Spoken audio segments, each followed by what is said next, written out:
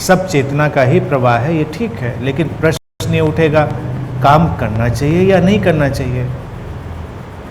तुम करने वाली जोन में आ गए हो इसलिए काम करना चाहिए, तुम सुन रहे हो इसलिए काम करना चाहिए। जिसने अभी सुना ही नहीं वो शायद काम ना करे। तो जो सब चेतना के प्रवाह की बात है और अस्तित्वगत घटना है, तो ये अस्तित्वगत घटना ही है कि कुछ लोग ऐसी बात कह रहे हैं, कुछ लोग ऐसी बात सुन रहे हैं, कुछ लोग उस काम को करने के लिए तैयार हैं। दैट इज़ द वे, ये प्लेफुल वे है।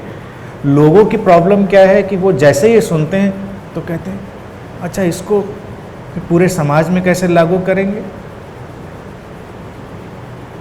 समाज में लागू होगा नहीं होगा ये तुम्हारी चिंता नहीं है।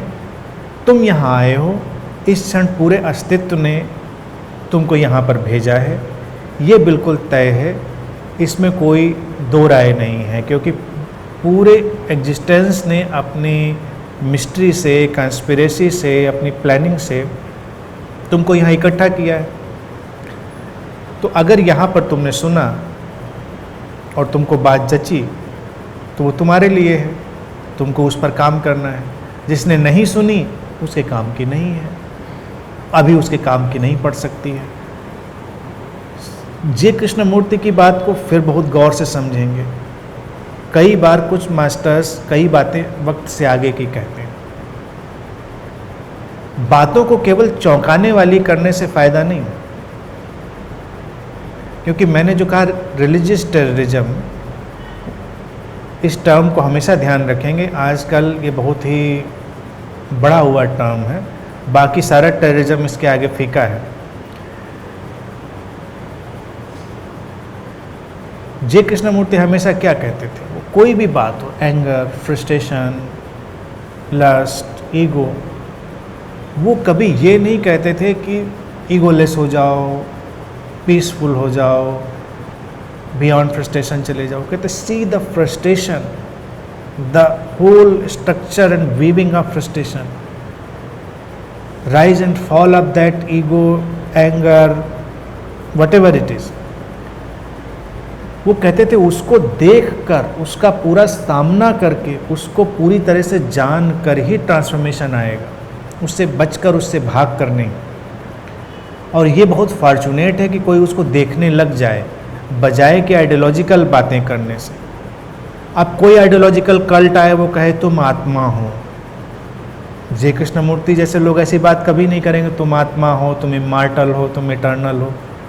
वो कहेंगे तुम अभी क्या जानते हो, तुम तो इतना ही जानते हो कि तुम मॉर्टल हो, तुम मरने वाले हो, दिन प्रतिदिन ख़त्म हो रहे हो, ज़िंदगी छोटी सी है, तुम उसमें उतरो, उसको पूरी तरह देखो, उसको पूरी तरह जानो, उसको पूरी तरह जियो, फिर वहाँ से कुछ फूटेगा जो शायद तुमको, अगर तुम फॉर्चुनेट हुए तो तुमको वो ग्लिम्स दे दे, और अगर तुमको वो ग्लिम्स नहीं दी तो तुम वो आइडियोलॉजी लेकर भी क्या करोगे। भारत में तो कितने लोग वो आइडियोलॉजी लिए बैठे हैं, लेकिन जब वक्त आता है तो सारे लोग रोते पीटते दिखाई देते हैं। या हिपोक्रिटिकल लैंग्वेज उपयोग कर लेंगे कि शरीर को भूख लगी है, अब हमारा शरीर ये चाहता है। तो इस तरह की बातें जो चलती रहीं समाज में, यहाँ तक कि मैंने ये देखा है कि जब इस स्पिरिचुअल और रिलीजियस टेररिज्म से लोग ग्रस्त होते हैं और हिपोक्रिटिकल होते हैं, तो एक प्लेन पर वो बड़ी बड़ी बातें करने लगते हैं, बड़ी ट्रांसफॉर्मेशन की बातें, बड़ी रिबेलियस बातें, और उनका साइकोलॉजिकल स्ट्रक्चर का एक कोना बिल्कुल प्रिमिटिव बना रहता है। वो सारी पोंगापंथी बातें, सारे सुपरस्टिशन की बातें कैरी करता है अपने अंदर। तुम सर्वे कराकर देख लो, तुमको हैरानी हो जाएगी कि अरे वही आदमी जो बड़ी ही रिबेलियस बातें करता है, उसके अंदर कितना सुपरस्टिशन का छुपा हुआ माइंड पड़ा हुआ है।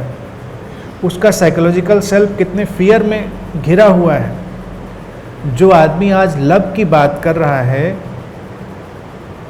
उसका साइकोलॉजिकल सेल्फ अभी लव के लिए तैयार ही नहीं है। ये हिपोक्रेसी है। अब हर जगह प्रेम की, शांति की बात चल रही है, लेकिन कोई अपनी अशांति और अप्रेम को देखने के लिए तैयार नहीं। और जब तक अपनी अशांति अप्रेम को हम नहीं देखेंगे तो शांति और प्रेम की तो बात ही भूल जाएं, वो तो हो ही नहीं सकती। तो साइकोलॉजिकल एवोल्यूशन तो इस तरह से आएगा, वो चैलेंज है। केवल रिलीजियस बैंडेज की वजह से लोग उस साइकोलॉजिकल सेल्फ के एवोल्यूशन में नहीं जा पाए, क्योंकि बजाय कि विकसित होने के उनको रेडीमेड आइडियल्स दे दिए गए। रेडीमेड आइडियल्स, कुछ पुराने आइडियल्स थे, कुछ नए आइडियल्स। कुछ दिनों में लोगों के पास जैसे पुराने वाले आइडियल लोग लेके घूमते थे, न्यू एज आइडियल्स हो जाते हैं, तो न्यू एज आइडियल्स में लोग awareness, consciousness, all is there consciousness, non physical और जितना भी टर्मिनोलॉजी है सब लेकर घूमने लगते हैं, और उसका तिनका भर भी उनके जीवन में उसका अनुभव नहीं होता। बातें सारी वही करेंगे। तो सवाल है कि अपने रियल एक्चुअल स्ट्रक्चर को देखना, एक्चुअल स्ट्रक्चर से इवोल्यूशन पैदा होगा, वो नीडेड।